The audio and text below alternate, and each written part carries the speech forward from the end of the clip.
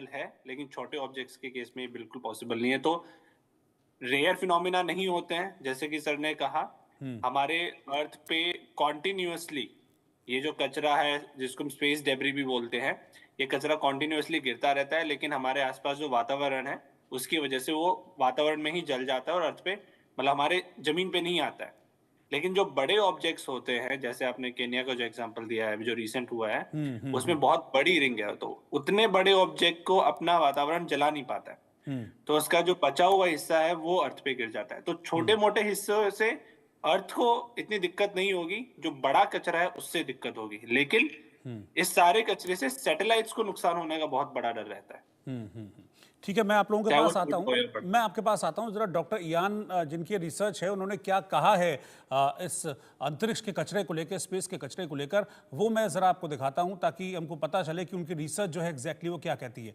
अंतरिक्षी कक्षा में कचरा 18,000 मील प्रति घंटे की रफ्तार से घूमता है, लेकिन वायुमंडल में आने पर इसकी स्पीड कम होगी। फिर भी ये कचरा लगभग 200 मील प्रति घंटे की रफ्तार से आगे बढ़ता रहेगा। और अगर ये कचरा किसी घनी आबादी वाले शहरी इलाके में गिरता है तो ये आसानी से एक बड़ी इमारत को तबाह कर सकता है। इसमें इंसानी जानें भी जा सकती हैं, ये एक चेतावनी है। डॉक्टर राम, मैं आपके पास आ रहा हूँ। तो ये जो अंतरिक्ष में जिस कचरे की हम बात कर रहे हैं, या फिर जिसके गिरने का एक डर है, और उसको डॉक्टर यान की एक रिपोर्ट जो बताती है, ये साइज कचरे का क्या होगा, ये कैसे तय होता है? मतलब ये होता क्या एग्जैक्टली जिसको हम अंतरिक्ष का कचरा कह रहे हैं, जिससे हम कह रहे हैं कि इंसानी जान को खतरा है, ये होता क्या है और कितने साइज का होगा? छोटा होगा, बड़ा होगा, कितना बड़ा होगा, ये कैसे तय होता है? देखिए, जो रॉकेट छोड़े जाते हैं ना, हाँ, उनमें फ्यूल तो जल जाता है, उनकी मोटर उसमें रहती है। Single stage, double stage, 3 stage का रॉकेट होता है। उसके आसपास भी 4-4 छोटे छोटे रॉकेट लगे रहते हैं, क्योंकि जो धरती की एस्केप वेलोसिटी है, गुरुत्वाकर्षण के क्षेत्र से बाहर निकलने की जो गति है, उसके लिए बहुत बड़े रॉकेट बनाने पड़ते हैं। जितना ज्यादा पेलोड हम ऊपर ले जाएंगे, उतना ही ताकतवर रॉकेट बनेगा, उसमें उतना ही ज्यादा ईंधन होगा। अब वो वहां जाकर छोड़ तो देता है, ऑर्बिट में उसको सेट कर देता है, लेकिन इसके बाद वो रॉकेट के टुकड़े जो है घूमते रहेंगे। और रॉकेट आज की तारीख में डेड रॉकेट और डेड सैटेलाइट के टुकड़े करीब करीब 27,000 जो है धरती के चारों तरफ घूम रहे हैं। अब ये एक संभावना है कि कौन सा टुकड़ा इस समय कहां पर है। बड़े बड़े टुकड़े, जैसे हमारे साथी ने बताया, उनको तो हम डिटेक्ट कर लेते हैं, लेकिन जब वो नहीं, लेकिन ठीक है, मैं समझ गया। आप कह रहे हैं कि आप डिटेक्ट कर लेते हैं, ठीक है, आप लोगों ने डिटेक्ट कर लिया कि ये फला टुकड़ा है, यहाँ ऐसे हो रहा है, तो जब वो गिर रहा होगा नीचे, तब भी आप डिटेक्ट कर पाएंगे कि हाँ ये गिरना शुरू हो गया है, गिर रहा है, कहाँ गिरेगा, कैसे गिरेगा, कितना नुकसान करेगा, सारी चीजें पता लग सकती हैं? उसकी ऑर्बिटल स्पीड निकाल कर, उसके कोऑर्डिनेट्स निकाल कर, उसकी वायोएंसी और फ्रिक्शन के बाद, जलने के बाद उसका जो 70% हिस्सा तो नॉर्मली जल जाता है, लेकिन जो 30% हिस्सा होता है वो उस प्लाज्मा के, उस कवर्स के बाहर आकर धरती की ओर जब पेनिट्रेट करता है, तो उसका जो है टारगेटिंग पॉइंट कहाँ होगा, ये गणना की जा सकती है, लेकिन समय इतना कम होता है कि गणना करना बहुत मुश्किल होता है। और फिर वायुमंडल में घुसने के बाद वो साबुत थोड़ी रहता है, उसके टुकड़े टुकड़े हो जाते हैं, क्योंकि उसकी सैटेलाइट के भीतर देखिए क्या क्या होता है। सोलर पैनल भी होते हैं, उसमें आपका सी बैंड एंटीना भी होता है, उसमें आपके और सारे कैमरे भी लगे रहते हैं, उसमें हजार्डस मटेरियल भी रहता है। पहली चीज तो ये करना चाहिए कि अंतरिक्ष से अगर कोई चीज गिर रही है, कहीं भी गिर रही है, तो हमको, हमारे जनमानस को, गांव वालों को, सबको ये बता देना चाहिए कि उसके पास ना जाए। क्यों? कि वो रेडियोधर्मी भी हो सकता है, वो जो है नुकसान भी कर सकता है। अब रात के टाइम आज भारत में बहुत कम जगह है जो ट्रैक कर रही हैं।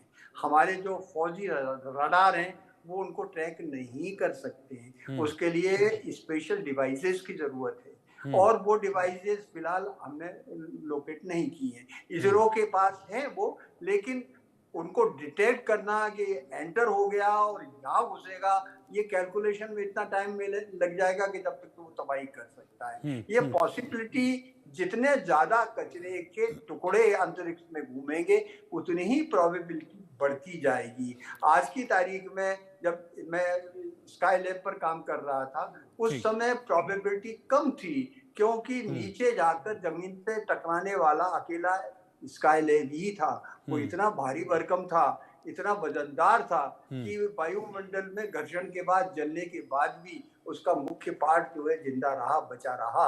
अभी जितने भी सैटेलाइट जा रहे हैं, स्पेस एक्स ने जो सैटेलाइट छोड़े हैं, वो हमारे यहाँ भी जो प्राइवेट कंपनी सैटेलाइट छोड़ रही है, उसमें जो है हम छोटे सैटेलाइट्स बना रहे हैं, क्यूसेट बना रहे हैं। मैं 1 मिनट सर एक माफी, 1 मिनट में तरुण के पास चलता हूं। तरुण, मुझे दो सवाल पूछने हैं। एक तो ये कि क्या कोई ऐसी टेक्निक है कि जब हम ये डिटेक्ट कर लें कि फला जो अंतरिक्ष का कचरा है वो गिर रहा है, तो क्या उसको हम रोक सकते हैं वायुमंडल में प्रवेश करने से? उसको शैटर कर सकते हैं, तोड़ सकते हैं?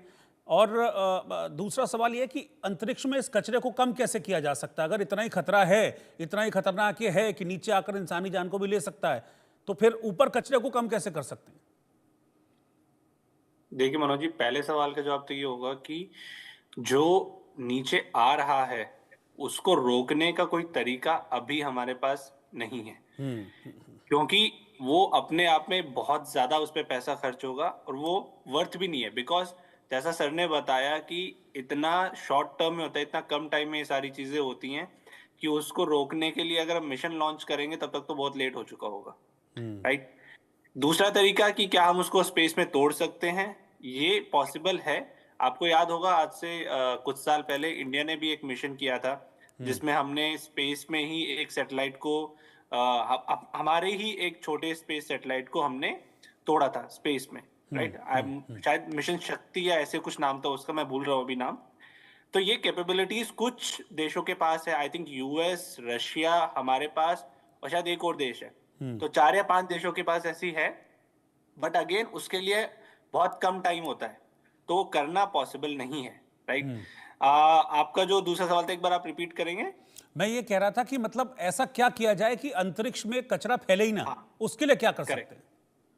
देखिए, उसके लिए सीधी सी जब हमने स्पेस मिशन शुरू किए थे आज से 60-70 साल पहले, 1960s-70s में, तो उस टाइम पे हमने ना ये सोचा नहीं था कि यार आगे चल के इतना कचरा इकट्ठा हो जाएगा। वही ना, जब किसी ने प्लास्टिक शुरू किया था तो किसी ने प्लास्टिक पॉल्यूशन के बारे में नहीं सोचा था। लेकिन 20-30 सालों के बाद लोगों को रियलाइज शुरू होना हो गया कि यार एक टाइम के बाद ये हमारे लिए प्रॉब्लम क्रिएट करेगा। तो ऐसी कोई स्ट्रिक्ट पॉलिसी अभी नहीं है, बट एक लोगों ने काम करना शुरू कर दिया है जहाँ पे कि क्या कर रहे हैं, अब जो पहले का चला गया वो तो चला गया, उसका कुछ नहीं कर सकते, उसको तो हम सिर्फ प्रिकॉशन ले सकते हैं, उसके लिए तो सावधानी बरत सकते हैं। आगे के लिए हम क्या कर रहे हैं, एक तो जैसे स्पेस एक्स की अगर मैं बात करूं, माना कि वो बहुत सैटेलाइट छोड़ रहे हैं, बट उन्होंने एक और अच्छी चीज करी है, रीयूजेबल रॉकेट्स बनाए हैं। तो रीयूजेबल रॉकेट्स में क्या होता है कि आपके जो स्पेस में कचरा है वो एक्चुअली रॉकेट्स की वजह से वो कम हो रहा है, क्योंकि ज्यादातर हिस्सा वापस अर्थ पे आ जा रहा है। दूसरा तरीका ये है कि जो भी आप सैटेलाइट्स छोड़ रहे हैं स्पेस में, मान लीजिए आपने कोई मिशन छोड़ा जिसका जीवन है 4 साल, कि 4 साल तक वो सैटेलाइट काम करेगा, उसके बाद वो काम करना बंद कर देगा, राइट।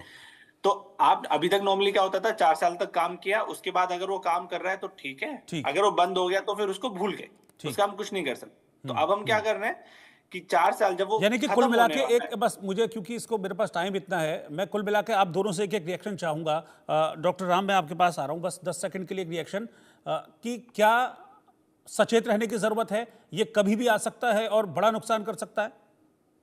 अगर बड़ा टुकड़ा जो वायुमंडल में नहीं चल पाया है, निश्चित रूप से अगर किसी भी जगह पहुंचेगा जहां आबादी है, वहां नुकसान करेगा।